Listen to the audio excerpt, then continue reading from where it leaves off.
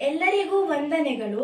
ಇಂದು ನಾವು ಶಾಲಾ ಬ್ಯಾಗಿನ ಭಾರದಿಂದಾಗಿ ಉಂಟಾಗುವ ಸಮಸ್ಯೆಗೆ ಪರಿಹಾರವನ್ನು ನೀಡಲಿದ್ದೇವೆ. ಮಕ್ಕಳ ಶಾಲಾ ಬ್ಯಾಗಿನ ಭಾರದಿಂದ ಸಮಸ್ಯೆ. ಮಕ್ಕಳ ಶಾಲಾ ಬ್ಯಾಗಿನ ಭಾರ ಹೆಚ್ಚಾಗಿ ಮಕ್ಕಳಿಗೆ ಶಾರೀರಿಕ ಸಮಸ್ಯೆ ಉಂಟಾಗುತ್ತಿದೆ. ಬ್ಯಾಗಿನ ಭಾರದಿಂದಾಗಿ ಕೈ ನೋವು, ಭುಜ ನೋವು, ಕೈಯ ಎಲುಬುಗಳಿಗೆ ಹಲವಾರು ನೋವುಗಳು ಬರುತ್ತವೆ. ಬ್ಯಾಗಿನ ದಪ್ಪವಾದ ಹಿಡಿತದಿಂದ ಇನ್ಫೆಕ್ಷನ್ ಉಂಟಾಗುತ್ತದೆ ಹಾಗೂ ಇತ್ಯಾದಿಗಳು ಶಾರೀರಿಕ ಸಮಸ್ಯೆಗಳಾಗಿವೆ.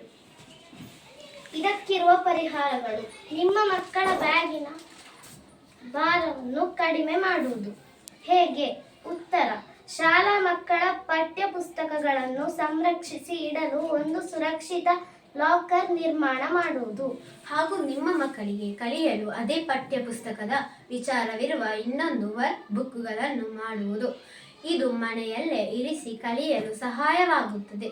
ಈ ಸಮಸ್ಯೆಗೆ ಇಂತಹ ಪರಿಹಾರವನ್ನು ಒದಗಿಸಬೇಕೆಂದು ವಿನಂತಿ.